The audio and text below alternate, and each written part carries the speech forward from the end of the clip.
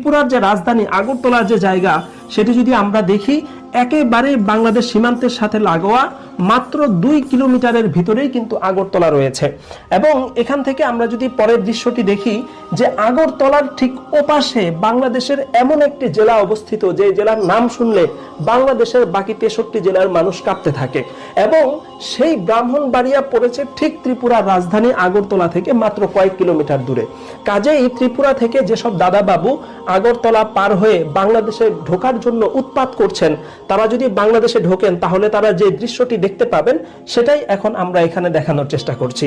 লাঠি, সোটা, দেশীয় অস্ত্র, ঢাল, তলোয়ার, অর্থাৎ যা কিছু আছে সবকিছু নিয়ে ব্রাহ্মণবাড়িয়ার মানুষ ইতিমধ্যে রাজপথে নেমে এসেছে। যেই জেলার মানুষ পান থেকে চুন খসলেই ভাতৃঘাতী লড়াইয়ে অবতীর্ণ হয়, যারা সামান্য মশা মাছিকে কেন্দ্র করে মারমুখী আক্রমণে অবতীর্ণ হয়, তাদের সামনে যদি সীমান্তের